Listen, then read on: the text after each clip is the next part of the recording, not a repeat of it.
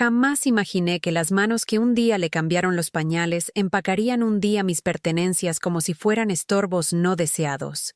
A mis 58, creía haberme ganado el derecho a sentirme segura en mi propia casa, la casa por la que trabajé en 3 empleos para ayudarle a comprar, la casa donde cociné miles de comidas, donde esperé despierta incontables noches cuando era joven e imprudente, rezando para que volviera a casa sano y salvo. Pero esa mañana de martes, mientras ponía sus huevos revueltos favoritos en la mesa de la cocina, con queso extra, tal como le gustaban desde los 7 años, mi hijo Lucas me entregó un sobre con la misma indiferencia casual con la que podría pasarme la sal. «Haz una maleta, mamá», dijo, sin siquiera levantar la vista de su móvil. «Tienes 12 horas». Me temblaron las manos al abrir aquel sobre. Dentro había un documento legal que bien podría haber sido mi certificado de defunción, una orden de desahucio, mi nombre, tachado, mi vida, reducida a terminología legal y plazos, 40 años de maternidad, desestimados con una firma que jamás había visto. Los huevos se quedaron fríos en el plato mientras leía aquellas palabras una y otra vez, esperando que de alguna manera se reordenaran en algo que tuviera sentido. Algo que no destruyera todo lo que creía saber sobre el amor, la familia y las promesas que nos hacemos unos a otros cuando traemos hijos a este mundo. «Lucas», susurré, mi voz apenas audible por encima del sonido de mi propio corazón rompiéndose. «No entiendo. Esta es también mi casa. La compramos juntos. ¿Recuerdas? Con mi herencia de tu abuela. Con mis ahorros de trabajar turnos dobles en el bar durante 15 años. Finalmente levantó la vista, y en sus ojos vi algo que me heló más que cualquier mañana de invierno. Una ausencia total de calidez, de reconocimiento, del niño pequeño que solía meterse en mi cama durante las tormentas, pidiéndome que espantara a los monstruos de debajo. «Las cosas cambian», dijo con un encogimiento de hombros que parecía pesar 1 tonelada. «María está embarazada. Necesitamos el espacio. ¿Lo entiendes?» María, su novia de 8 meses, que nunca había trabajado un día en su vida, que me trataba como un mueble inoportuno que estorbaba su moderna historia de amor. María, que ahora llevaba a mi nieto, un nieto al que aparentemente no sería bienvenida a conocer.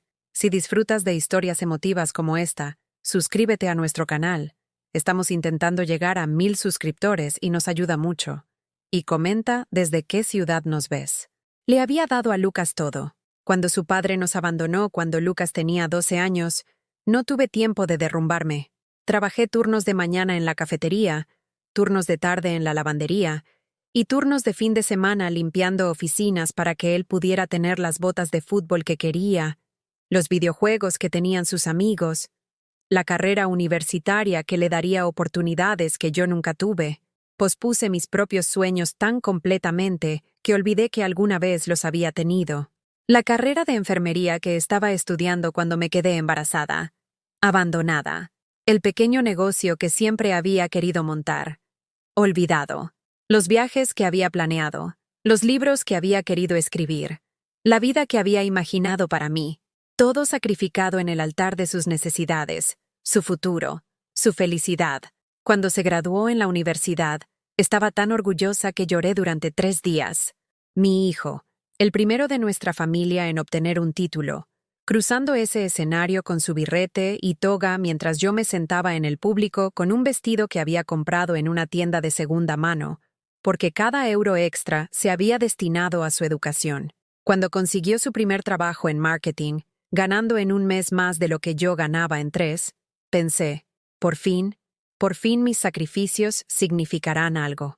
Pensé que vería lo que había hecho por él, cómo había moldeado toda mi existencia en torno a su éxito. En cambio, 6 meses después se mudó María, y de repente todo lo que hacía estaba mal. Mi forma de cocinar era demasiado simple para sus sofisticados paladares. Mi forma de ver la televisión era demasiado ruidosa. Mi forma de reír era demasiado escandalosa. Mi presencia, antes el centro de su mundo, se convirtió en una vergüenza que debía gestionar. «Te estás haciendo mayor, mamá», me dijo una noche cuando le pregunté por qué parecía tan distante. Quizás es hora de que pienses en lo que quieres hacer con tu vida en lugar de estar merodeando por la mía. Merodear. Como si 26 años de devoción pudieran reducirse a una palabra tan despectiva. Le había visto transformarse del joven agradecido que me abrazó en la graduación a alguien que apenas reconocía, alguien que me hablaba como si fuera una carga que había heredado en lugar de la mujer que le había dado todo lo que tenía. La casa se sentía diferente con María viviendo allí. Mi cocina se convirtió en su cocina. Mi salón se convirtió en su salón. Mi hijo se convirtió en su hijo. Asintiendo cuando ella comentaba que yo necesitaba encontrar mi propio camino y dejar de depender de ellos para mi felicidad. Depender de ellos. Como si no hubiera sido yo quien pagaba la mitad de la hipoteca con mis salarios del bar. Como si no hubiera sido yo quien compraba la comida y cocinaba las cenas que ellos estaban demasiado ocupados para preparar. Como si no hubiera sido yo quien convirtió esta casa en un hogar mientras ellos vivían su vida tan glamurosa. Pero me había quedado callada, creyendo que el amor significaba adaptación, que ser una buena madre significaba hacer espacio para su nueva vida incluso cuando ese espacio parecía encogerse a mi alrededor como un puño que se cierra lentamente. Ahora, de pie en la cocina que había sido mi santuario durante 5 años, mirando fijamente los papeles legales que borraban mi existencia con un solo trazo, me di cuenta de que mi silencio había sido confundido con debilidad, mi amor interpretado como dependencia, mis sacrificios olvidados como el periódico de ayer. ¿A dónde se supone que debo ir?, pregunté. Mi voz apenas un susurro. Lucas ya se estaba marchando. Su atención había vuelto a su móvil. Eso ya no es realmente mi problema, ¿verdad? Y en ese momento, comprendí que el niño que había criado, el hombre al que había moldeado con cada decisión que tomé durante 26 años, acababa de decirme que mi vida, mi propia existencia, ya no era su preocupación. Los huevos seguían en la mesa, fríos y olvidados, igual que yo. 12 horas. Parecía imposible que una vida entera pudiera desmantelarse en 12 horas. Pero esa mañana aprendí cuán rápido el amor puede transformarse en logística, cuán rápido un hogar se convierte en tan solo otra dirección que solías conocer. Comencé por mi dormitorio, la habitación donde había llorado hasta quedarme dormida después de que el padre de Lucas se fuera, donde había planeado fiestas de cumpleaños y mañanas de Navidad, donde había doblado ropa diminuta y soñado con el futuro de mi hijo. Ahora estaba revisando décadas de recuerdos, decidiendo qué cabía en 2 maletas y qué sería abandonado para siempre. Los álbumes de fotos fueron lo más difícil. Página tras página de Lucas creciendo. Primeros pasos. Primer día de colegio. Día de graduación. En cada foto, yo estaba a su lado, sonriendo con el orgullo feroz de una mujer que había encontrado su propósito en el éxito de otro. Pero mientras hojeaba esas páginas, empecé a notar algo que me heló.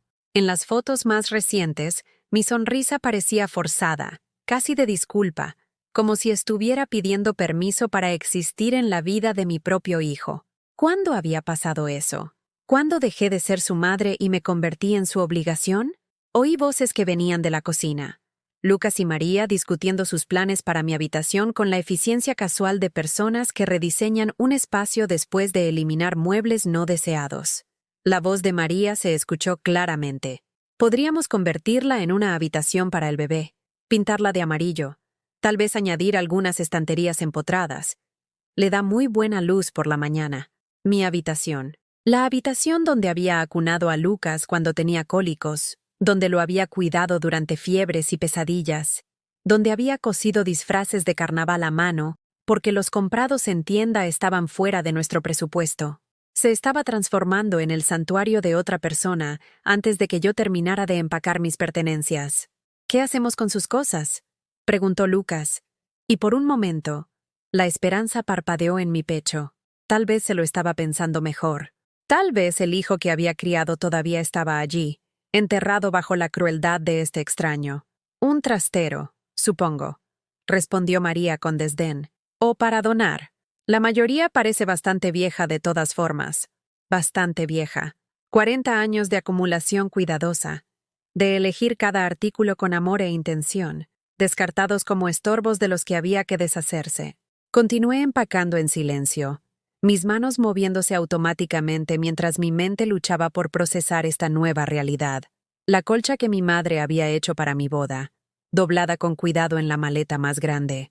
El joyero que Lucas me había regalado por el Día de la Madre cuando tenía 16 años, comprado con dinero de su primer trabajo, envuelto en papel de seda. Los libros que había coleccionado a lo largo de los años, cada uno una pequeña rebelión contra el agotamiento que solía reclamar mis noches. Solo podía llevarme 3. Mientras trabajaba, pude oírles hacer llamadas. María llamaba a su madre, describiendo emocionada sus planes para la habitación del bebé. Sí, por fin conseguimos el espacio que necesitábamos, dijo, riéndose de algo que su madre le respondió. Ya era hora de algunos cambios por aquí. Lucas estaba hablando por teléfono con alguien del trabajo, discutiendo si podía tomar un almuerzo largo para resolver un tema familiar. En eso me había convertido. Un problema a resolver durante su descanso para comer. La parte más cruel no fue el desahucio en sí, aunque eso ya era bastante devastador. Fue la indiferencia casual con la que discutieron mi borrado de sus vidas, como si yo fuera una molestia temporal en lugar de la mujer que había hecho posible su vida juntos. Recordé la llegada de María hacía 8 meses. Cómo me esforcé por hacerla sentir bienvenida. Le cociné sus platos favoritos. Me informé sobre sus intereses. Le compré pequeños regalos para demostrarle que me alegraba que hiciera sonreír a Lucas.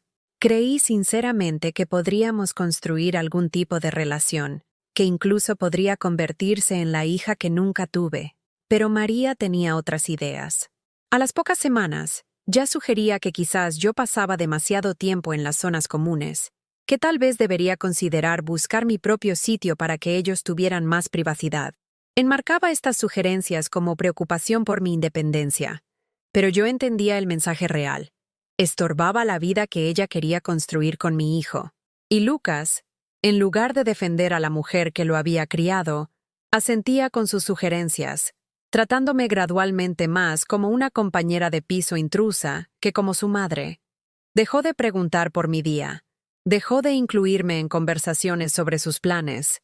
Dejó de verme como una persona con sentimientos que importaban. La mañana en que María anunció su embarazo hace 3 semanas, me alegré sinceramente por ellos. Imaginé hacer de canguro, enseñarle a mi nieto a cocinar, transmitir historias y tradiciones familiares. Creí tontamente que convertirme en abuela fortalecería mi lugar en sus vidas. Me daría un nuevo propósito que les importaría. En cambio, el embarazo se había convertido en la justificación final para mi expulsión. Necesitaban espacio. Necesitaban privacidad. Necesitaban empezar de cero, sin las complicaciones del pasado, es decir, yo, estorbando su nuevo comienzo. Encontré a Lucas en el pasillo, llevando cajas al garaje. Por un momento, nos quedamos frente a frente en el estrecho espacio donde una vez había colgado sus fotos escolares, donde una tabla de altura en la pared todavía marcaba su crecimiento desde los 5 hasta los 18 años. «Lucas», dije, mi voz más firme de lo que me sentía, «por favor, ayúdame a entender esto. ¿Qué hice mal? ¿Qué podría haber hecho diferente?» Dejó las cajas y me miró con una expresión que no pude descifrar. Parte fastidio. Parte algo que podría haber sido culpa. No se trata de bien o mal, mamá. Se trata de avanzar. No puedes vivir aquí para siempre, dependiendo de nosotros para todo. ¿Dependiendo de vosotros? Las palabras salieron más cortantes de lo que pretendía. Pago la mitad de la hipoteca. Compro la comida.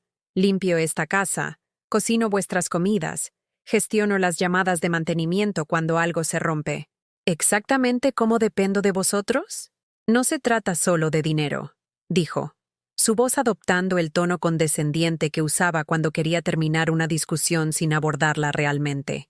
Se trata de límites, límites sanos, límites.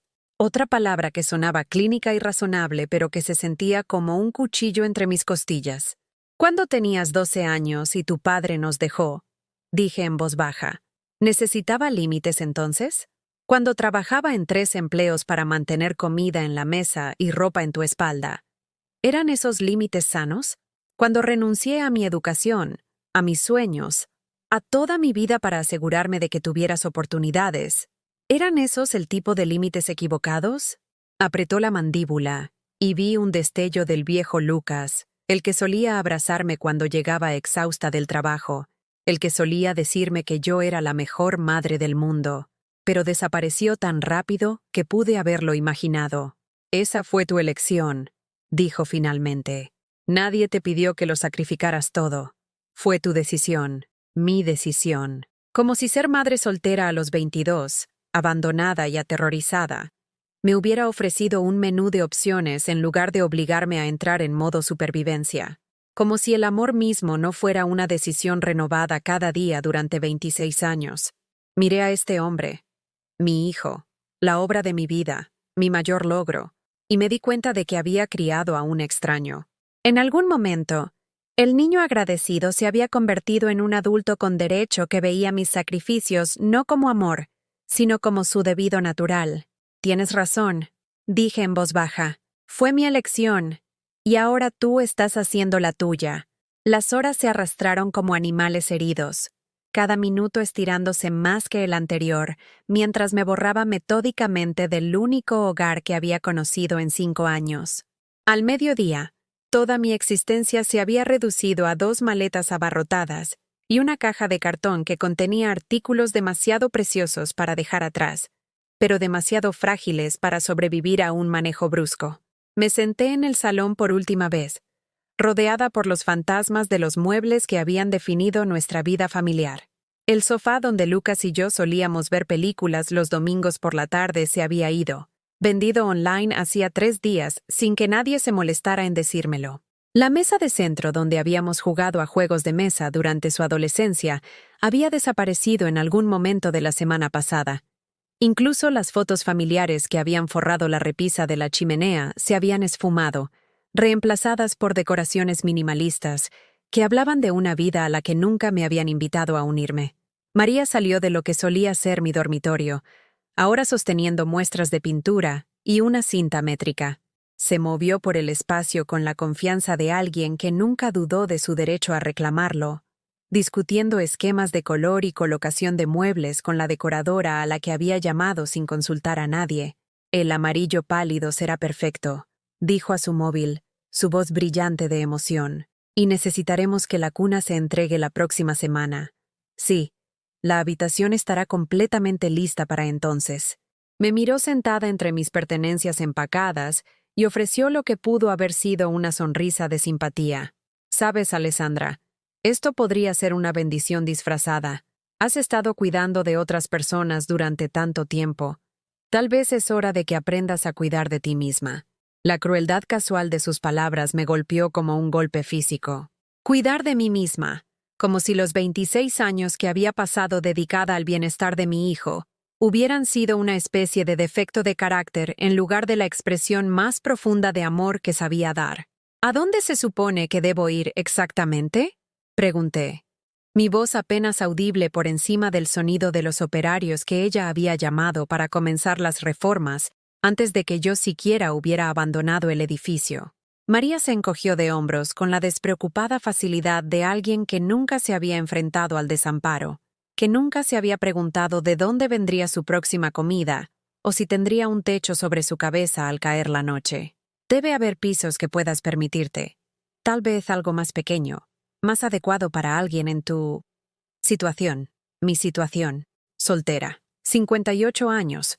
Con ahorros limitados y sin perspectivas reales de empleo, que pagara lo suficiente para pagar una vivienda en una ciudad donde los alquileres se habían duplicado en los últimos 5 años. Mi situación era exactamente lo que parecía ser: desesperación disfrazada de transición vital. Lucas regresó de los recados que lo habían mantenido alejado toda la mañana, llevando café para él y para María, pero nada para mí. Fue un pequeño descuido, pero se sintió enorme en ese momento, la evidencia de que yo ya había sido borrada de su consideración tan completamente que la cortesía básica ya no se aplicaba. ¿Qué tal va el embalaje?, preguntó, dirigiendo la pregunta a mis maletas en lugar de a mí. He terminado, dije, aunque terminar implicaba completitud en lugar de abandono. ¿Podrías ayudarme a entender cómo funcionarán las finanzas? La hipoteca, los suministros, el seguro. Hemos estado dividiendo esos costes durante 5 años. Eso está todo resuelto, dijo con desdén, revisando su móvil en lugar de mirarme a los ojos. María y yo lo tenemos cubierto. Pero he estado pagando. Has estado contribuyendo, corrigió. La distinción aparentemente significativa para él, aunque me pareciera un mero juego de palabras. Ahora no tendrás que preocuparte más por ello. Contribuyendo. Como si mi dinero hubiera sido una especie de donación caritativa en lugar de mi parte igualitaria de nuestras responsabilidades conjuntas. Como si los años que pasé ayudando a generar capital en esta casa hubieran sido un favor que les estaba haciendo en lugar de una inversión en lo que tontamente había creído que era nuestro futuro compartido. ¿Qué pasa con mi capital?, pregunté, la pregunta flotando en el aire como el humo de un incendio que estaba consumiendo lentamente todo lo que creía saber sobre mi vida. Lucas y María intercambiaron una mirada. Una de esas comunicaciones sin palabras que desarrollan las parejas cuando necesitan presentar un frente unido contra la interferencia externa. Me di cuenta con una claridad nauseabunda de que me había convertido en la interferencia externa en la vida de mi propio hijo. ¿Qué capital?, preguntó María con genuina confusión, como si el concepto de mi contribución financiera fuera completamente ajeno a su comprensión de nuestro acuerdo. La entrada, dije, mi voz fortaleciéndose mientras luchaba por recuperar algo de sentido de la realidad en una conversación que sentía que estaba ocurriendo bajo el agua. Contribuí con 28.000 euros del seguro de vida de mi madre. Eso es parte de mi inversión en esta casa. Eso fue un regalo, dijo Lucas con firmeza, su tono sugiriendo que esta conversación estaba cerrada antes de que realmente hubiera comenzado. Nos diste ese dinero como un regalo cuando compramos la casa. No hay capital involucrado. Un regalo. 28.000 euros. Todo lo que había heredado de mi madre, cada céntimo que había ahorrado trabajando como costurera durante 40 años, reformulado como generosidad en lugar de inversión. Recordaba la conversación de manera diferente. Recordaba haber discutido cómo mi contribución me daría seguridad, cómo estaríamos construyendo algo juntos que nos beneficiaría a todos. Pero los recuerdos, estaba aprendiendo, podían ser editados por personas que encontraban la versión original inconveniente para su narrativa actual. Tengo los documentos del banco, dije débilmente, aunque incluso mientras hablaba, me di cuenta de que los documentos no significan nada cuando las personas en las que confías deciden reinterpretar su significado. ¿Tienes documentos que muestran que nos diste dinero?, aclaró Lucas con la paciencia de alguien que explica conceptos básicos a un niño. Eso no es lo mismo que propiedad. Miré a mi hijo, este hombre que había creado, nutrido, moldeado con cada decisión que había tomado durante casi 3 décadas, y vi a un extraño que hablaba mi idioma, pero vivía en un universo moral completamente diferente. En su mundo, mis sacrificios eran regalos que no creaban obligaciones. Mis contribuciones eran donaciones que no establecían derechos. Mi amor era un servicio que podía terminarse cuando ya no fuera necesario. ¿Cuándo me volví tan prescindible para ti?, pregunté. La pregunta surgiendo de un lugar profundo que no sabía que existía. Solo por un momento, su expresión se suavizó, y vi un destello del niño que solía gatear en mi regazo cuando estaba triste, que solía decirme que yo era su mejor amiga del mundo entero. No eres prescindible, mamá, dijo en voz baja. Simplemente, es hora de que ambos tengamos nuestras propias vidas. Pero nunca le había impedido tener su propia vida. Había alentado cada sueño, apoyado cada meta, celebrado cada logro como si fuera mío. La única vida a la que había renunciado era a la mía, y aparentemente ese había sido el problema todo el tiempo. El móvil de María sonó, interrumpiendo el momento con un tono de llamada alegre que parecía obscenamente optimista, dadas las circunstancias. Respondió con la voz brillante que reservaba para las personas que importaban a su futuro. «Ay, hola, cariño», dijo, caminando hacia la cocina. «Sí, ya estamos terminando por aquí. Se habrá ido esta noche, y luego podremos empezar a montar la habitación del bebé correctamente. Se habrá ido esta noche. No Alessandra, no la madre de Lucas, no la mujer que había hecho posible su vida juntos. Solo ella. Un pronombre que me reducía a un problema que pronto se resolvería. Me levanté, mis articulaciones rígidas por estar sentada demasiado tiempo en la misma posición, y miré alrededor de la habitación por última vez. Este había sido mi hogar, mi santuario, mi inversión en un futuro que creía que me incluiría. Ahora era solo un lugar donde solía vivir, lleno de extraños que compartían mi ADN y mi historia, pero ninguna de mi comprensión de lo que se suponía que significaba la familia. El sol de la tarde se filtraba por las ventanas que había limpiado innumerables veces, iluminando motas de polvo que bailaban en el aire como pequeños fantasmas de la vida que estaba dejando atrás. A las 5 estaba de pie en la acera, frente a la casa que había sido mi hogar, sosteniendo 2 maletas y una caja de cartón mientras veía a Lucas cargar lo último de lo que él consideraba mis cosas en su coche. La ironía no se me escapó. Me estaba alejando de la vida que habíamos construido juntos, en el mismo coche que le había ayudado a comprar como regalo de graduación. Los vecinos fingieron no darse cuenta del drama doméstico que se desarrollaba en su inmaculado paisaje residencial. La señora Ruiz, de al lado, de repente se interesó mucho por sus rosales. Los Vargas, de enfrente, encontraron razones urgentes para reordenar artículos en su garaje. Eran personas que me habían conocido durante 5 años, que habían pedido tazas de azúcar prestadas y aceptado paquetes cuando no estaban en casa, que habían intercambiado cumplidos sobre el tiempo y los planes del fin de semana. Ahora desviaban la mirada como si el desamparo pudiera ser contagioso. ¿A dónde se supone que voy?, le pregunté a Lucas por última vez mientras cerraba el maletero con la finalidad de una tapa de ataúd.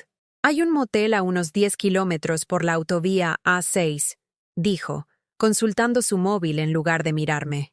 No es caro. Puedes quedarte allí mientras resuelves las cosas. Un motel. Después de 26 años de devoción, mi futuro se había reducido a una tarifa nocturna en un hostal de carretera, donde los extraños iban y venían sin dejar rastros de su existencia. ¿Por cuánto tiempo?, pregunté, aunque ya sabía que la respuesta sería insuficiente. Se encogió de hombros con la indiferencia casual de alguien que discute patrones climáticos en lugar de la supervivencia de su madre. El tiempo que haga falta, supongo. ¿El tiempo que haga falta para qué?, quise preguntar. ¿El tiempo que haga falta para que encuentre un piso que no puedo permitirme con dinero que no tengo? ¿El tiempo que haga falta para que los empleadores contraten a una mujer de 58 años con habilidades limitadas y un currículum de hace décadas? ¿El tiempo que haga falta para que te sientas lo suficientemente culpable como para recordar que todavía soy tu madre? Pero no hice esas preguntas porque ya entendía que mis problemas prácticos ya no eran su preocupación. Había sido reclasificada de miembro de la familia a exresidente, y se esperaba que los exresidentes resolvieran sus propios problemas sin molestar a los ocupantes actuales. El viaje al motel transcurrió en silencio, roto solo por las direcciones del GPS de su móvil y la suave emisora de jazz que prefería, música que una vez pareció sofisticada, pero que ahora se sentía como un insulto a la gravedad de lo que estaba sucediendo. Condujo con cuidado, observando todas las normas de tráfico, revisando sus espejos regularmente, el mismo comportamiento responsable que había aprendido de mí durante las largas horas que pasé enseñándole a conducir cuando tenía 16 años.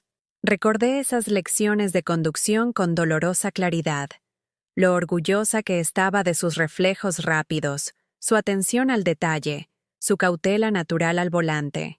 Imaginé entonces que lo estaba preparando para la independencia, enseñándole habilidades que lo mantendrían a salvo en un mundo peligroso. Nunca imaginé que lo estaba entrenando para que me alejara de todo lo que habíamos construido juntos. El motel. El ocaso no hizo honor a ninguna de las partes de su nombre.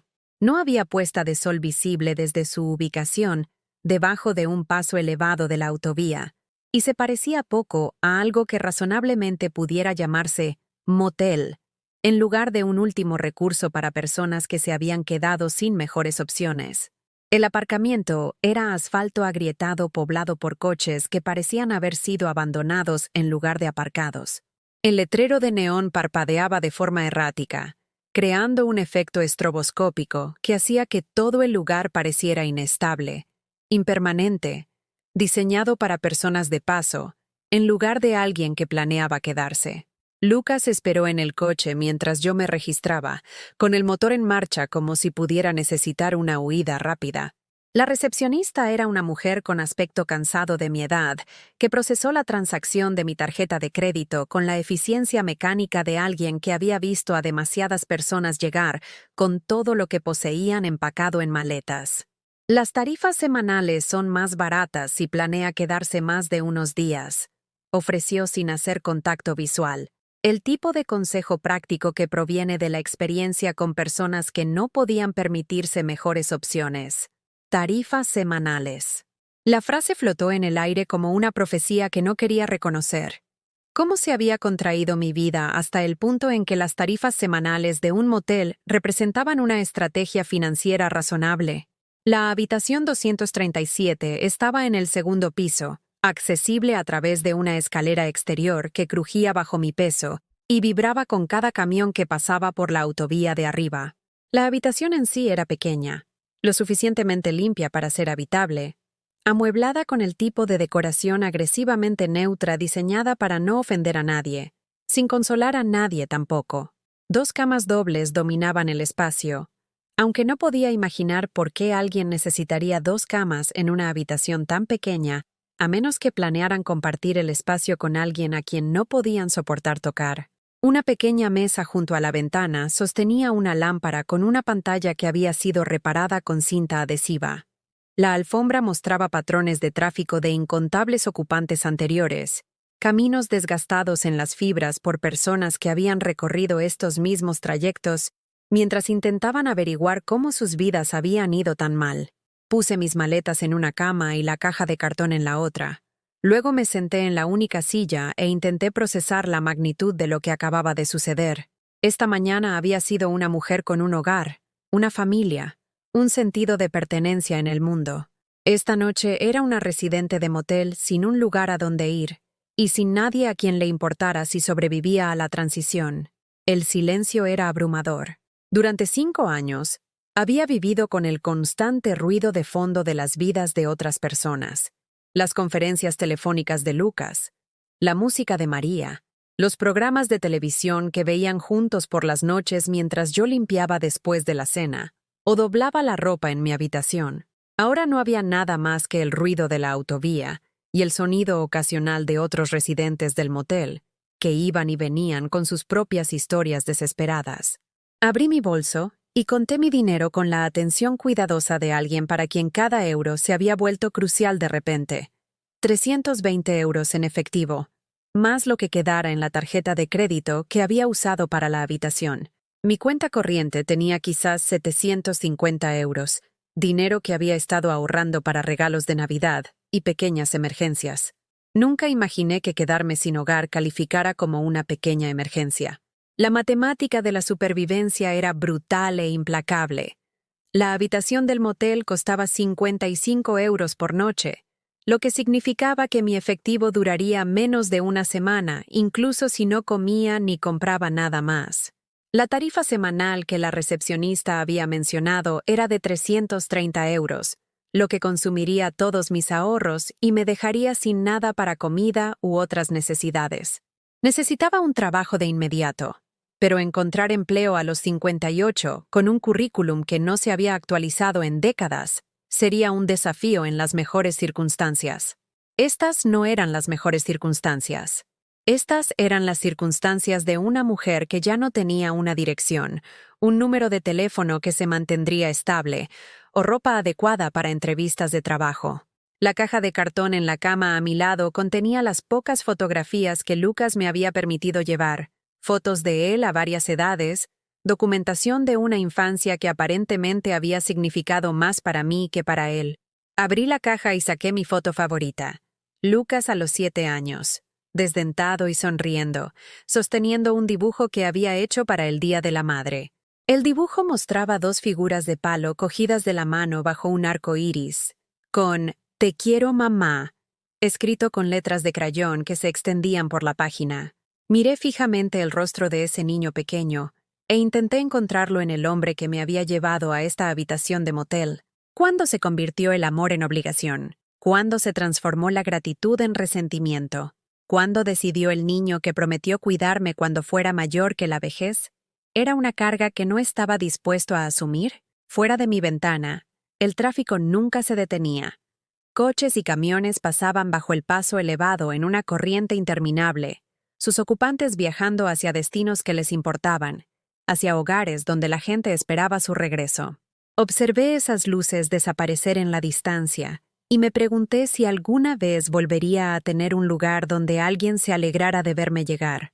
El teléfono de mi habitación sonó una vez, sobresaltándome de mis pensamientos. Por un momento, la esperanza revoloteó en mi pecho. Tal vez Lucas estaba llamando para disculparse, para decir que había cometido un terrible error, para pedirme que volviera a casa, pero era solo la recepción, confirmando mi hora de salida para mañana. Mañana. Tenía menos de 18 horas para descubrir cómo reconstruir una vida que había tardado 58 años en construirse. Pero todavía tenía algo que habían olvidado, algo que no sabían que existía, algo que podría cambiarlo todo.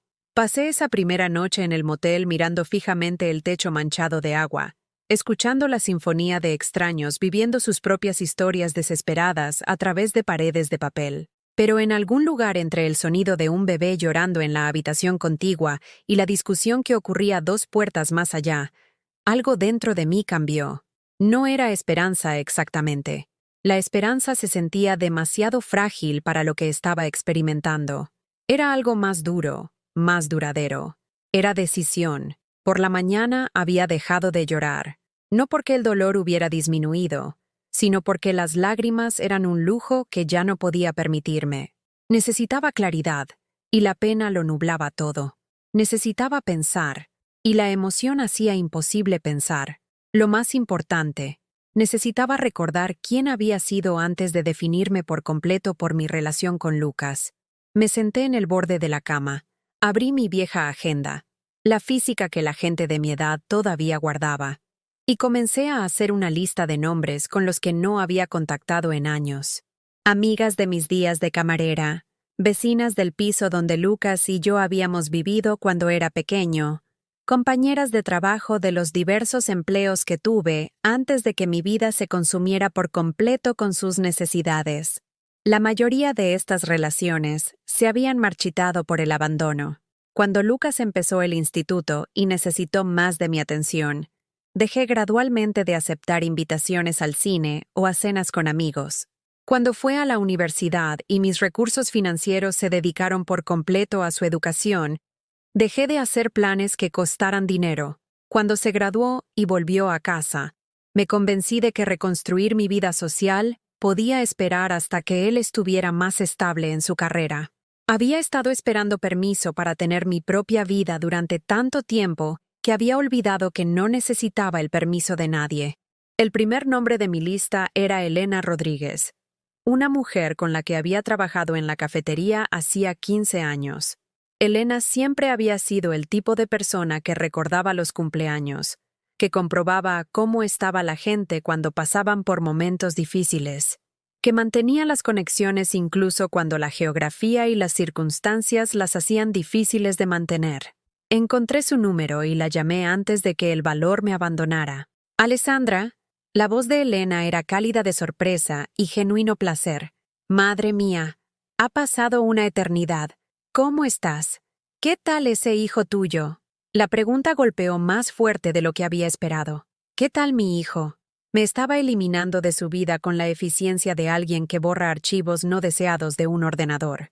Pero no podía decir eso. Todavía no. Está bien, dije en su lugar, lo cual no era exactamente una mentira. En realidad, estoy llamando porque estoy pasando por algunos cambios en mi vida y me preguntaba si podríamos tomar un café, ponernos al día correctamente.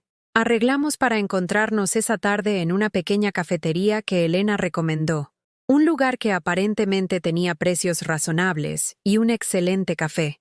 Al colgar el teléfono, me di cuenta de lo extraño que se sentía hacer planes que se trataban enteramente de lo que yo quería, en lugar de lo que alguien más necesitaba de mí. El resto de la mañana lo pasé caminando por el barrio cerca del motel, familiarizándome con las rutas de autobús y los establecimientos comerciales que necesitarían sostenerme mientras resolvía mis próximos pasos. No era una zona rica.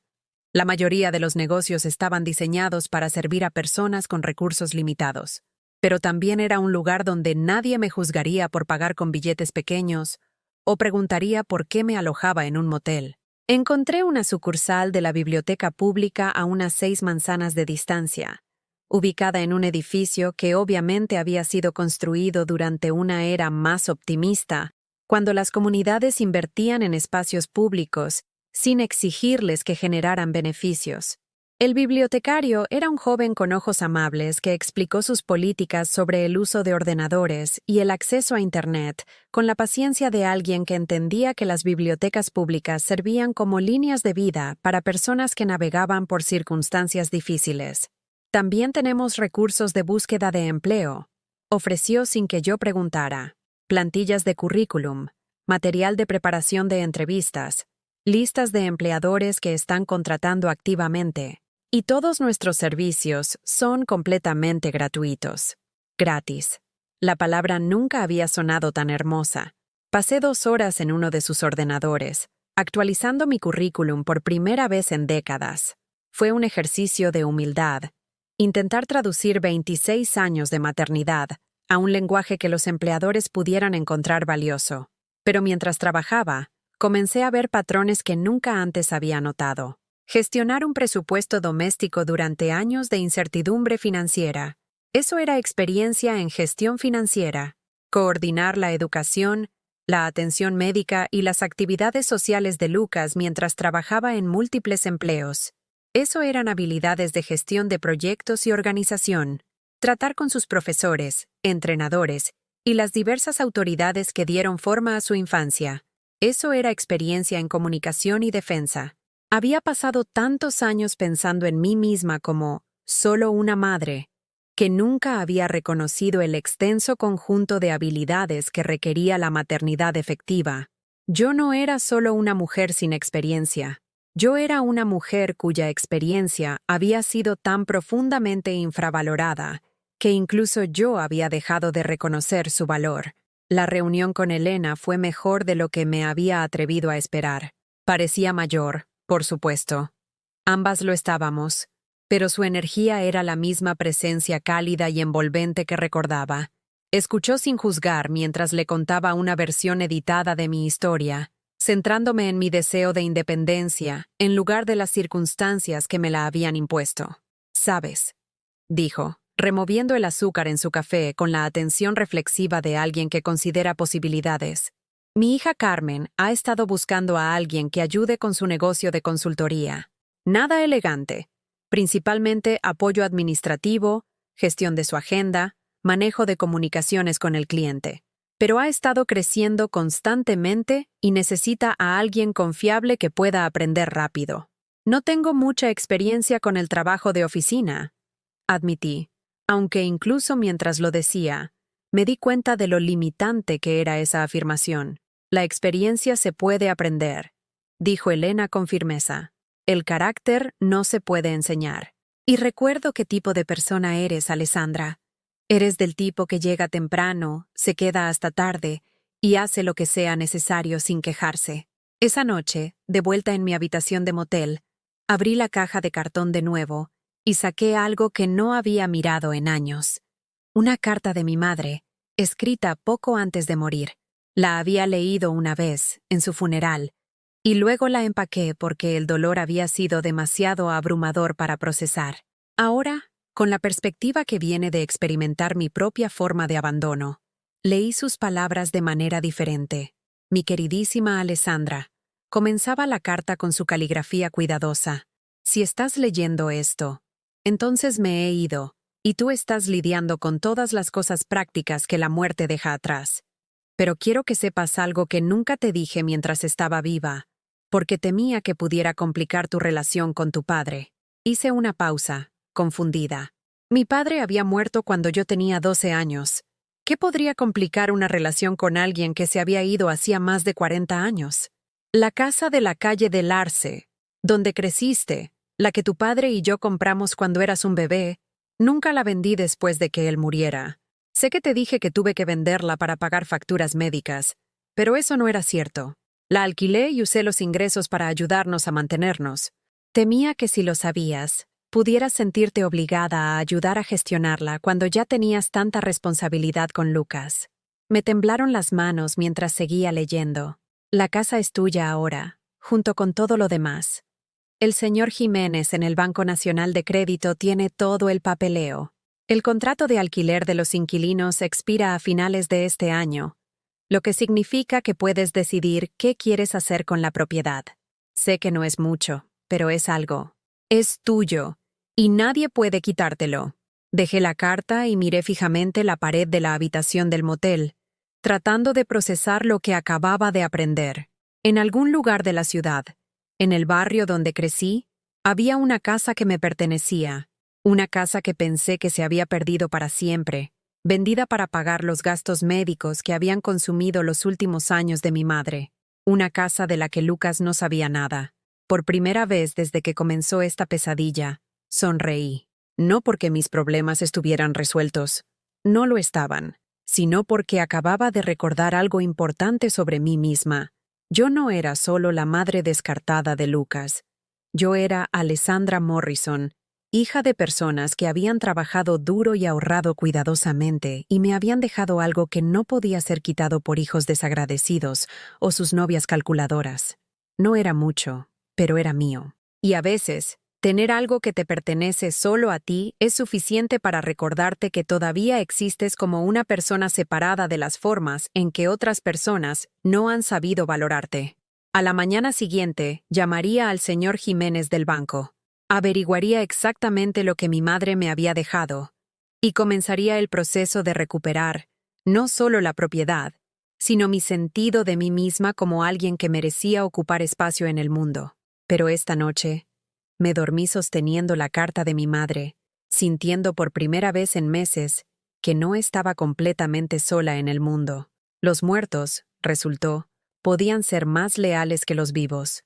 El señor Jiménez tenía el tipo de modales suaves y metódicos que provienen de pasar décadas ayudando a la gente a navegar por las complejas secuelas de la pérdida. Su oficina en el Banco Nacional de Crédito estaba revestida de certificados y fotos familiares, las paredes de alguien que entendía que las transacciones financieras a menudo conllevaban un profundo peso emocional. Su madre era una mujer notable, dijo, sacando una carpeta gruesa de su archivador. Muy organizada, con mucha visión de futuro. Se aseguró de que todo estuviera debidamente documentado y legalmente sólido. Mientras extendía los papeles sobre su escritorio, comencé a comprender el alcance total de lo que mi madre había logrado silenciosamente durante los años en que pensé que estaba luchando por sobrevivir con la seguridad social y una pequeña pensión. La casa de la calle del Arce no era solo mía, estaba completamente pagada, con los impuestos de propiedad al día hasta fin de año. El ingreso del alquiler de los García se había depositado automáticamente en una cuenta que yo no sabía que existía, acumulándose durante más de 3 años desde la muerte de mi madre. El total fue suficiente para hacerme recostarme en mi silla y recalcular todo lo que creía saber sobre mi situación financiera. Dejó instrucciones específicas, continuó el señor Jiménez, consultando una nota escrita a mano grapada en el interior de la carpeta. El contrato de alquiler de los García expira el 31 de diciembre. Han sido buenos inquilinos. Siempre han pagado a tiempo. Han cuidado muy bien la propiedad. Pero su madre quería que usted tuviera la opción de mudarse usted misma, si las circunstancias lo hacían necesario alguna vez. Circunstancias. Era una forma muy diplomática de describir que tu vida fuera destruida por personas en las que confiabas. También hay esto, dijo, entregándome un sobre sellado con mi nombre escrito con la letra familiar de mi madre. Me pidió que se lo diera cuando viniera a reclamar la propiedad. Abrí el sobre con dedos temblorosos, consciente de que el señor Jiménez fingía educadamente organizar otros papeles, mientras yo leía lo que se sentía como un mensaje de ultratumba. Mi querida hija, comenzaba la carta, si estás leyendo esto, entonces has descubierto mi pequeño secreto. Espero que me perdones por no contarte lo de la casa mientras estaba viva, pero sabía que habrías insistido en ayudar a gestionarla cuando ya tenías tanto en tu plato con Lucas. Se la alquilé a los García porque me recordaban a nosotros cuando eras joven. Una familia joven que intentaba llegar a fin de mes, necesitando un lugar seguro para criar a sus hijos. Han sido unos inquilinos maravillosos, pero siempre planeé que recuperaras la casa cuando la necesitaras. Sospecho que ese momento puede llegar antes de lo que a cualquiera de las dos nos gustaría. Te he visto darle todo a Lucas, y aunque admiro tu devoción, me preocupa lo que pasará cuando ya no te necesite de la misma manera. Los hijos crecen, cariño. Construyen sus propias vidas. Y a veces, al hacerlo, olvidan que sus madres son más que solo las personas que los criaron. Esta casa no es solo propiedad, es independencia. Es la libertad de tomar decisiones basadas en lo que tú quieres, en lugar de lo que otros tolerarán. Es la prueba de que vienes de personas que planificaron con anticipación, que trabajaron duro, que creyeron que merecías seguridad incluso cuando quizás tú misma no lo creas. El contrato de los García expira a finales de este año, pero les gustaría comprar la casa si estás dispuesta a vender. He incluido su información de contacto. Son buenas personas y pagarían un precio justo. Pero la elección es tuya, y solo tuya. Recuerda, mi querida. No te defines por la capacidad de otros para apreciarte. Eres mi hija, y llevas dentro de ti la fuerza de generaciones de mujeres que sobrevivieron a circunstancias difíciles y emergieron con su dignidad intacta. Todo mi amor, siempre. Mamá. Doblé la carta con cuidado y la metí en mi bolso, consciente de que el señor Jiménez estaba esperando pacientemente a que procesara esta información. Los García de hecho han preguntado sobre la compra, dijo suavemente. El mercado en ese barrio ha mejorado significativamente desde que su madre compró la casa. Basándose en ventas recientes, la propiedad vale aproximadamente 230.000 euros. 230.000 euros. El número flotó en el aire como una imposibilidad matemática. Hace 3 días, estaba contando mi efectivo restante en euros. Ahora me decían que poseía un activo que valía más de lo que Lucas ganaba en 4 años. Pero más que el dinero, aunque el dinero era ciertamente importante, había algo más. Por primera vez desde que comenzó esta pesadilla, tenía opciones. Opciones reales, no el manoteo desesperado de alguien sin alternativas. Podría vender la casa y usar el dinero para establecer una nueva vida en algún lugar lejos de Lucas y María, y su crueldad casual. Podría quedarme con la casa y volver al barrio donde crecí, donde todavía tenía raíces y recuerdos que me pertenecían solo a mí. Podría hacer algo completamente diferente, algo en lo que ni siquiera había pensado todavía. El poder de elegir era embriagador después de semanas de que las elecciones fueran tomadas por personas que veían mis preferencias como inconvenientes irrelevantes. Me gustaría ver la casa, dije finalmente.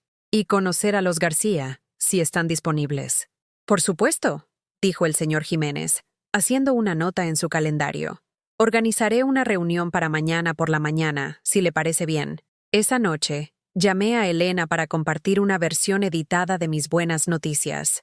No podía explicar toda la situación sin revelar más sobre mis circunstancias de lo que estaba lista para discutir, pero podía decirle que una propiedad familiar había quedado disponible y que estaba considerando mis opciones. Eso es maravilloso, dijo cálidamente. Y hablando de oportunidades, hablé con Carmen sobre el puesto administrativo. Le gustaría reunirse contigo la próxima semana si estás interesada. 2 posibilidades, surgiendo simultáneamente después de semanas de no ver nada más que puertas cerradas y callejones sin salida. Se sentía como si el universo me estuviera ofreciendo una oportunidad para reconstruir, pero en mis propios términos esta vez. Pasé esa noche haciendo listas, no los inventarios desesperados de supervivencia que había estado creando, sino planes reales. Si vendía la casa, ¿qué tipo de vida podría construir con ese dinero? Si me quedaba con la casa, ¿cómo la amueblaría y haría que se sintiera de nuevo como un hogar? Si aceptaba el trabajo con Carmen, ¿cómo estructuraría mis días para incluir trabajo que me importara a mí, en lugar de solo tareas que debían completarse? Por primera vez en años, estaba pensando en lo que yo quería en lugar de lo que otras personas esperaban de mí. A la mañana siguiente, tomé un autobús a la calle del Arce y me paré frente a la casa donde había aprendido a montar en bicicleta, donde había esperado el autobús escolar, donde había llevado a Lucas de bebé a visitar a su abuela. Los García la habían mantenido bellamente. Pintura fresca, jardín bien cuidado, persianas nuevas que de alguna manera se las arreglaban para verse modernas y respetuosas con el carácter original de la casa. La señora García abrió la puerta con un bebé en la cadera y pintura en el pelo, con el aspecto apresurado pero contento de alguien en medio de un proyecto de mejora del hogar. Cuando me presenté, su rostro se iluminó con genuina calidez. «Usted es la hija de María. Dios mío, hemos oído hablar tanto de usted. Por favor, pase. Disculpe el desorden. Estamos pintando la habitación del bebé». La casa era exactamente como la recordaba, pero llena del caos confortable de la vida familiar. Juguetes de niños esparcidos por el suelo del salón, obras de arte colgadas en el refrigerador, los artefactos acumulados de personas que habían hecho de esta casa su hogar. «Nos encanta este lugar», dijo la señora García, acomodando al bebé en una trona y ofreciéndome café. Cuando el señor Jiménez nos dijo que podría estar disponible para la compra, casi no podíamos creerlo. Hemos estado ahorrando durante años, esperando que algún día pudiéramos comprarla. Miré alrededor de la cocina donde mi madre me había enseñado a cocinar, donde había hecho los deberes en la mesa que ahora estaba cubierta con el correo, las facturas y los avisos escolares de los García. Esta familia había creado el mismo tipo de calidez y seguridad aquí que mis padres me habían proporcionado. «¿Cuánto esperaban ofrecer?», pregunté, aunque ya sabía por el señor Jiménez cuánto valía la casa. «Podríamos llegar hasta 210.000 euros», dijo nerviosamente. «Sé que probablemente no es el valor de mercado, pero es todo lo que tenemos ahorrado, más lo que podríamos conseguir que nos aprueben para una hipoteca». Eran 20.000 euros menos que el valor de mercado, pero ver a esta joven madre preocupada por si podía permitirse mantener a su familia en el hogar que habían hecho suyo, me recordó las palabras de mi madre. A veces la elección correcta no es la más rentable. «Déjeme pensarlo», dije, aunque ya estaba empezando a entender cuál sería mi decisión. Esa tarde, llamé a Lucas. No para rogar, ni para explicar, ni para intentar reparar el daño irreparable que había hecho a nuestra relación. Llamé para informarle de algo que necesitaba saber, con el mismo tono desapasionado que él había usado al entregarme mi orden de desahucio. «Hay algunos documentos legales de los que deberías estar al tanto», dije cuando respondió, claramente molesto por la interrupción de lo que estuviera haciendo. «¿Qué tipo de documentos?» «Con respecto a mi situación financiera. Enviaré copias a tu dirección, ya que sigue siendo mi dirección postal oficial hasta que haga otros arreglos». Hubo una pausa, y casi pude oírle tratando de averiguar si esto era algún tipo de manipulación, algún intento desesperado de hacerle sentir culpable para que reconsiderara su decisión. «¿Qué situación financiera?», preguntó finalmente. «Herencia de propiedad. Es complicado, pero afecta algunas de las suposiciones que se hicieron sobre mi capacidad para mantenerme». Mantuve la voz tranquila, profesional, el tono de alguien que discute asuntos prácticos en lugar de una devastación emocional. Era el mismo tono que él había usado conmigo, y estaba aprendiendo que podía ser bastante efectivo. «No entiendo. Lo harás cuando veas el papeleo. Debería tener todo resuelto dentro de la próxima semana o 2». Colgué antes de que pudiera hacer más preguntas, dejándolo con la información justa para estar curioso y no la suficiente para entender lo que realmente estaba sucediendo. No era venganza, exactamente. Era algo mejor. Era la satisfacción tranquila de saber que ya no estaba a merced de sus decisiones, su calendario, su crueldad casual. Por primera vez en meses, yo era quien tenía la información que él necesitaba, y no tenía ninguna prisa por compartirla. El papeleo llegó a la casa de Lucas un jueves por la mañana, entregado por correo certificado que requería su firma. Lo sabía porque había solicitado específicamente ese método de entrega, queriendo asegurarme de que no pudiera alegar que nunca había recibido los documentos que cambiarían todo lo que creía saber sobre su madre descartada. Estaba sentada en la oficina de Carmen Rodríguez. La hija de Elena me había ofrecido el puesto administrativo después de una entrevista de 20 minutos que se sintió más como una conversación entre viejas amigas, cuando mi móvil sonó con el número de Lucas. «¿Qué demonios es esto?», dijo sin preámbulos. Su voz tensa con el tipo de ira controlada que significaba que estaba tratando de no perder los estribos mientras María estaba al alcance del oído. «Documentos legales», respondí con calma, mientras continuaba organizando el sistema de archivo que Carmen me había pedido que actualizara. Como mencioné cuando llamé, esto dice que eres dueña de una propiedad valorada en $250,000. Eso es imposible. Nunca has tenido nada, excepto... Se detuvo abruptamente, y prácticamente pude oírle recalculando todo lo que creía saber sobre mi situación financiera. ¿Excepto qué, Lucas? ¿Excepto lo que me has permitido tener? El silencio se extendió entre nosotros, lleno del peso de las suposiciones que se estaban desmoronando en tiempo real. «¿Por qué no me contaste lo de esta casa?», preguntó finalmente. Su voz diferente ahora, menos airada, más insegura. «Por la misma razón por la que no me contaste que habías dejado de pagar la hipoteca de nuestra casa 3 meses antes de desahuciarme», dije con ecuanimidad. «Cierta información se comparte solo cuando es necesario». Otra pausa, más larga esta vez. «Mamá, creo que ha habido un malentendido». «Ningún malentendido», interrumpí, usando el tono firme que había perfeccionado durante su adolescencia, cuando intentaba negociar para evitar consecuencias. «Entiendo perfectamente. Dejaste tu posición muy clara. Simplemente estoy respondiendo en consecuencia. ¿Dónde te estás quedando? Deberíamos hablar de esto en persona. Deberíamos. Como si María estuviera incluida en una conversación sobre mi vida y mis elecciones. Como si necesitara justificar mis decisiones ante la mujer que había medido mi dormitorio para muebles de bebé antes de que yo terminara de empacar mis pertenencias.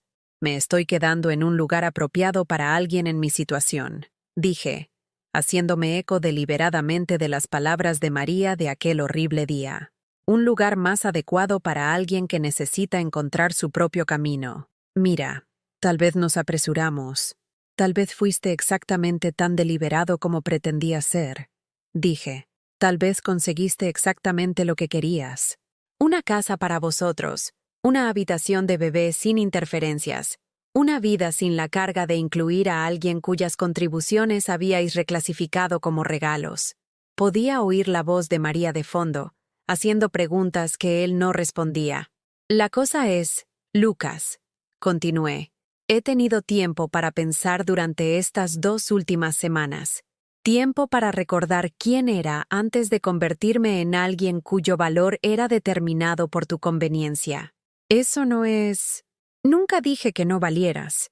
No hacía falta que lo dijeras. Lo demostraste muy claramente». Carmen levantó la vista de su escritorio, las cejas alzadas con curiosidad, pero demasiado educada para escuchar a escondidas de forma obvia. Le dediqué una sonrisa de disculpa y salí al pasillo para tener privacidad. «Quiero ir a verte», dijo Lucas, y por primera vez desde que comenzó esta conversación, sonó como el niño que recordaba en lugar del extraño que me había desahuciado. «Necesitamos hablar de verdad». «¿Sobre qué? ¿Sobre cómo necesitas recalcular los acuerdos financieros que hiciste sin consultarme? ¿Sobre cómo alguien que asumiste que estaba en la miseria podría tener opciones que no tuviste en cuenta? ¿Sobre cómo podemos arreglar esto? Arreglar esto. Como si mi desamparo hubiera sido un problema técnico en lugar de una elección deliberada que él había tomado. No hay nada que arreglar, Lucas. Resolviste tu problema exactamente como pretendías. Conseguiste el espacio que necesitabas, la independencia que querías, la vida que sentías que te merecías. Felicidades. «Eres mi madre», dijo, y oí algo que podría haber sido desesperación colándose en su voz. «Sí», asentí. «Lo soy. Soy la mujer que abandonó su educación para que tú pudieras tener la tuya. Soy la mujer que trabajó en 3 empleos para que pudieras concentrarte en tus estudios. Soy la mujer que contribuyó con 28,000 euros para la entrada de tu casa, no como un regalo, sino como una inversión en lo que tontamente creí que era nuestro futuro compartido. Podemos devolverte el dinero». «¿Con qué dinero, Lucas?». Me dijiste hace solo 2 semanas que apenas tenías suficiente para cubrir la hipoteca sin mis contribuciones. ¿De repente has recibido un aumento que hace posible pagarme? Silencio. ¿O estás pensando en pedir un préstamo con la casa como aval? ¿La casa en la que has estado generando capital con mi dinero durante 5 años? ¿La casa de la que me aseguraste que no tenía ninguna reclamación legal? Podríamos llegar a un acuerdo. Podríamos haber llegado a un acuerdo hace 2 semanas, antes de que me entregaras una orden de desahucio. Podríamos haber llegado a un acuerdo en cualquier momento durante los últimos 8 meses, mientras tú y María planeabais mi expulsión. Podríamos haber llegado a un acuerdo durante cualquiera de las conversaciones en las que desestimaste mis contribuciones como regalos que yo había elegido libremente dar. Estaba de pie en el pasillo del edificio de oficinas de Carmen, mirando un aparcamiento donde gente normal iba y venía de trabajos normales, viviendo vidas normales que no incluían que sus hijos los tiraran como muebles no deseados. Los García son gente encantadora, dije, cambiando de tema con la misma indiferencia casual que Lucas había mostrado al discutir mi desplazamiento. Han estado alquilando la casa de mi madre durante 3 años. Quieren comprarla. ¿La casa de tu madre? Pensé que la había vendido hace años para pagar facturas médicas. Te dijo eso porque no quería que te sintieras obligado a ayudar a gestionar una propiedad de alquiler cuando ya tenías tanto en tu plato con la universidad y el comienzo de tu carrera. Te estaba protegiendo de una responsabilidad adicional. La ironía flotaba en el aire entre nosotros. Mi madre había guardado secretos para proteger a Lucas de una carga, mientras que él había guardado secretos para cargarme a mí con el desamparo. ¿Cuánto vale?, preguntó, y escuché el momento exacto en que la pena y el arrepentimiento se transformaron de nuevo en cálculo. Suficiente, dije simplemente. Mamá, escucha. Sé que las cosas se complicaron, pero somos familia. Podemos resolver esto juntos. Familia. La palabra se sintió ajena viniendo de él, como un lenguaje que había olvidado cómo hablar con fluidez. Lucas, dije suavemente, ¿recuerdas lo que me dijiste cuando pregunté a dónde se suponía que debía ir? Estaba enfadado. No estaba pensando con claridad. Me dijiste que ya no era tu problema. Fuiste muy claro al respecto. No quisiste decir exactamente lo que dijiste. Y tenías razón. Mi situación de vivienda, mi seguridad financiera, mi futuro. Nada de eso es tu problema. Al igual que los pagos de tu hipoteca, el drama de tu relación y tu necesidad de espacio ya no son mis problemas. Pude oír a María de fondo de nuevo. Su voz más urgente ahora. ¿Quieres saber si vas a ayudar con la hipoteca?, dije, leyendo la situación con la claridad que viene de ya no tener inversión emocional en el resultado. Eso no es... ¿Cómo lo sabías? Porque de eso trata realmente esta llamada, ¿verdad? No te preocupas por mí. Te preocupas si puedes pagar la casa sin mis contribuciones. Te preocupas si tu novia embarazada te dejará si no puedes mantener el estilo de vida al que se ha acostumbrado. El silencio fue respuesta suficiente. Esto es lo que va a pasar, dije. Mi voz tranquila pero definitiva. Voy a vender la casa de mi madre a los García, que la apreciarán de la manera en que merece ser apreciada. Voy a usar ese dinero para construir una vida que me pertenezca por completo. Y tú vas a descubrir cómo ser el adulto independiente que afirmaste que querías llegar a ser. Espera, no estoy enfadada contigo, Lucas. Estoy decepcionada, pero no estoy enfadada. La ira sugeriría que todavía tenía expectativas, y he aprendido a dejar de esperar cosas de personas que han dejado claro que consideran que mis expectativas son irrazonables. Pude oírle respirar, pero no habló. Adiós, hijo. Espero que encuentres lo que sea que creías necesitar cuando decidiste que yo era demasiado problema para mantener cerca. Colgué antes de que pudiera responder. De pie en ese pasillo ordinario, sintiendo algo que no había experimentado en años. La profunda satisfacción de ser yo quien se marchaba. 6 meses después, estaba de pie en la cocina de mi madre, mi cocina ahora, viendo a los hijos de los García jugar en el patio trasero que una vez fue mío, sintiendo una paz que no sabía que era posible. La venta se había cerrado hacía 3 semanas, y había usado el dinero exactamente como me había prometido que lo haría, para construir una vida que me perteneciera por completo. El piso que había elegido era pequeño pero perfecto.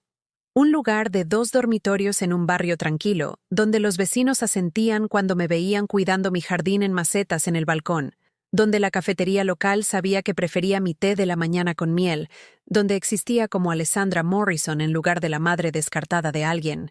El negocio de Carmen había crecido lo suficiente como para que mi puesto evolucionara de apoyo administrativo a jefa de administración, un título que venía con una mayor responsabilidad y un salario que me hacía sentir competente en lugar de agradecida. Había descubierto que décadas de gestionar un hogar y el complejo horario de un niño me habían preparado bien para gestionar las comunicaciones con el cliente y los plazos de los proyectos. Más importante aún, había redescubierto a la mujer que había sido antes de definirme por completo por mi relación con las necesidades de otra persona. Estaba leyendo cuando sonó el timbre esa tarde de sábado, acurrucada en el sillón que había comprado específicamente porque me encantaba su suave tela gris y la forma en que la luz de la tarde caía sobre él cuando lo colocaba junto a la ventana. El libro era uno que había querido leer durante años, pero para el que nunca había encontrado tiempo cuando mis noches se consumían por la colada y la planificación de comidas de otras personas. Lucas estaba de pie en mi pasillo, con un aspecto más viejo de sus 28 años, su confianza habitual reemplazada por algo que podría haber sido incertidumbre. Sostenía una pequeña bolsa de regalo y tenía la expresión de alguien que había ensayado lo que iba a decir, pero no estaba seguro de que su ensayo hubiera sido adecuado. «Hola, Lucas», dije, sin ser ni acogedora ni despectiva.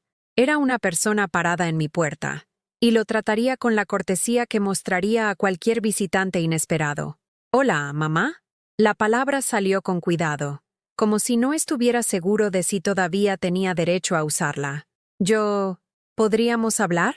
Me hice a un lado para dejarlo entrar, notando cómo sus ojos se movían alrededor de mi piso con lo que parecía sorpresa.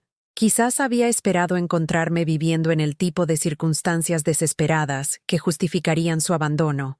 En cambio, encontró un espacio que fue claramente elegido en lugar de simplemente aceptado, decorado con cuidado en lugar de ensamblado por necesidad.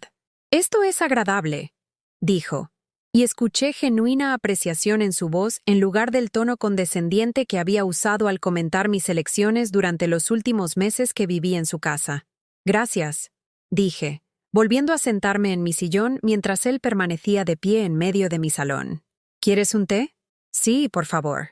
Preparé el té con la misma atención deliberada que ponía en todo en mi vida ahora, eligiendo mis tazas favoritas en lugar de lo que fuera conveniente, tomándome el tiempo de arreglar todo correctamente en una bandeja. Cuando regresé al salón, Lucas estaba estudiando las fotografías que había colgado en la pared, fotos de él a varias edades, mezcladas con fotos de mis padres, mis nuevos compañeros de trabajo, la pequeña vida social que había comenzado a construir. «¿Guardaste fotos mías?», dijo, su voz con una nota de algo que podría haber sido alivio. «Por supuesto que lo hice. Eres mi hijo. Eso no ha cambiado. Incluso después de que dejaste claro que mi valor para ti estaba condicionado a mi utilidad», dije con naturalidad, sirviendo té en ambas tazas. «Mi amor por ti nunca fue condicional a tu comportamiento, Lucas. Esa es la diferencia entre nosotros». Se sentó pesadamente en mi sofá, con la bolsa de regalo aún agarrada en sus manos. «Te traje algo», dijo, ofreciendo la bolsa con el gesto vacilante de alguien que no estaba seguro de si su regalo sería bienvenido. Dentro había una fotografía enmarcada, la foto que yo había atesorado de Lucas de 7 años, sosteniendo su dibujo del Día de la Madre, la que había estado en la caja de cartón que llevé al motel. El marco era caro, plateado con un diseño elegante que alguien había pensado en elegir. «Lo encontré cuando estábamos revisando tus cosas», dijo en voz baja. Me di cuenta de que no te llevaste casi nada, solo algunas fotos y algo de ropa. Dejaste atrás casi todo lo que poseías. Me llevé lo que importaba», dije, aceptando la fotografía enmarcada y colocándola en la mesa auxiliar junto a mi sillón. «Y dejé atrás lo que pertenecía a una vida en la que ya no era bienvenida». «Eras bienvenida». «No, Lucas.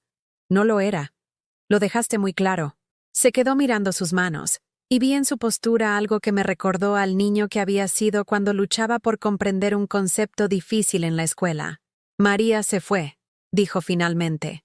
Esperé a que continuara, bebiendo mi té y dándole espacio para que explicara lo que fuera que había venido a contarme.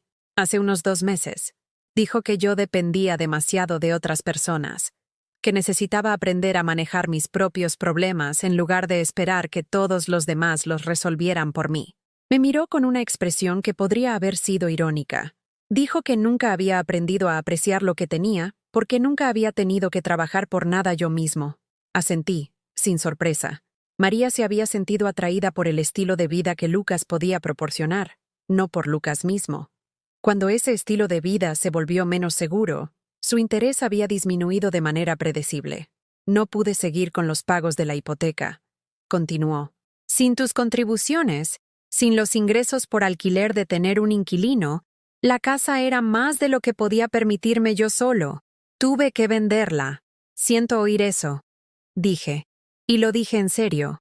No porque deseara haber podido evitarlo, sino porque reconocí que perder un hogar era doloroso independientemente de las circunstancias que lo causaran. La cosa es, dijo, su voz volviéndose más baja, cuando estaba empacando la casa, revisando todos los papeles y documentos, encontré cosas, registros de todo lo que habías contribuido a lo largo de los años. No solo la entrada, sino suministros, reparaciones, mejoras. Habías pagado mucho más de lo que recordaba. Más de lo que elegiste recordar. Corregí suavemente. Sí, admitió. Más de lo que elegí recordar. Nos sentamos en silencio por un momento, la luz de la tarde cambiando a través de mi piso con el paso del tiempo. También encontré la carta, dijo, la que tu madre dejó explicando lo de la casa. Hablaba de ti en ella, de cuánto habías sacrificado por mí, de lo preocupada que estaba de que diera por sentada tu devoción. Era una mujer sabia. Tenía razón al estar preocupada. Dejó su taza de té y me miró directamente por primera vez desde que había llegado. Di por sentado tu afecto. Me convencí de que tus contribuciones eran regalos libremente dados en lugar de inversiones en nuestra vida compartida. Me dije a mí mismo que tú dependías de mí, en lugar de reconocer que yo dependía de ti. La admisión flotó en el aire entre nosotros, honesta y dolorosa y con años de retraso. Estaba enfadado, continuó.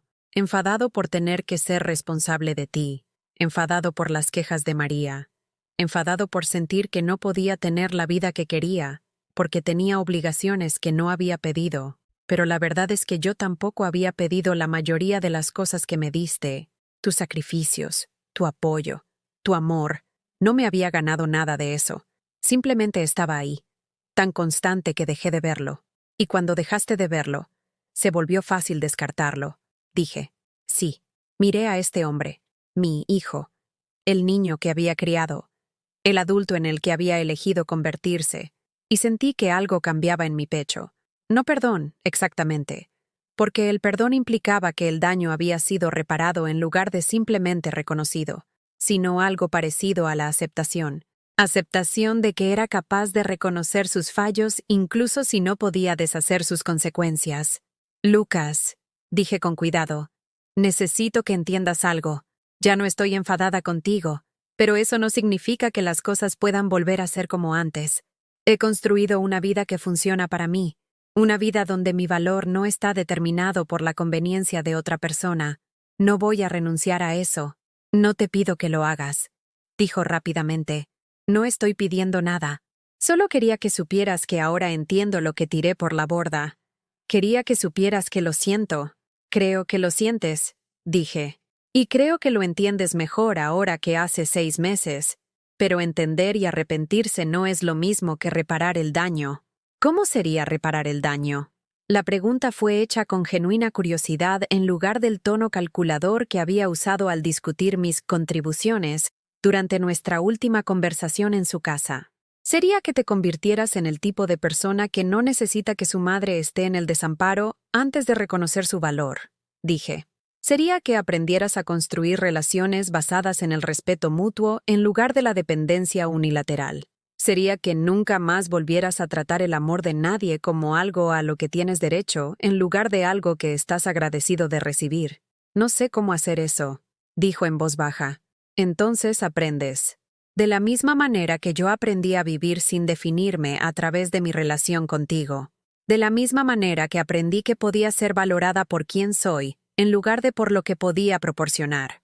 El crecimiento es posible, Lucas, pero requiere que reconozcas que tu enfoque actual de las relaciones es inadecuado. Asintió, y vi en su expresión algo que me recordó por qué lo había amado tan ferozmente durante tantos años. Vulnerabilidad, junto con un deseo genuino de ser mejor de lo que era. Podríamos... comenzó. Luego se detuvo. ¿Sería posible que tuviéramos algún tipo de relación? No como antes, sino algo nuevo. Consideré la pregunta seriamente, mirando a este joven que me había causado un dolor tan profundo, pero que también era la persona a la que había pasado 26 años aprendiendo a amar. Quizás, dije finalmente, pero tendría que ser una relación entre iguales. Entre dos adultos que eligen incluirse mutuamente en sus vidas en lugar de una persona que depende de la devoción inagotable de otra. Me gustaría eso, dijo. Me gustaría aprender a ser alguien digno de ser elegido. Mientras se preparaba para irse, lo acompañé a la puerta y me quedé mirando mientras subía a su coche, un modelo más pequeño y más viejo que el que me había llevado al motel 6 meses antes. Antes de irse, bajó la ventanilla. «¿Mamá?» llamó. «Estoy orgulloso de ti, por construir esta vida, por no permitir que lo que hice te rompiera. Te merecías algo mejor de lo que te di, y me alegra que lo encontraras». Lo vi alejarse. Luego regresé a mi piso, a mi sillón, a mi libro, a la vida que había construido a partir de las cenizas de la que había sido destruida. La luz de la tarde se estaba desvaneciendo, pero había algo cálido y dorado en la forma en que llenaba mi espacio, iluminando las fotografías, los libros y los pequeños tesoros que me pertenecían por completo. Había aprendido algo importante en estos meses de reconstrucción. La dignidad no es algo que otras personas te dan o te quitan. Es algo que reclamas para ti misma, algo que proteges a través de las elecciones que haces sobre en quién te conviertes y cómo respondes cuando el mundo pone a prueba tu determinación. Yo era Alessandra Morrison, y era suficiente. Siempre había sido suficiente. Solo había hecho falta perderlo todo para recordar esa verdad.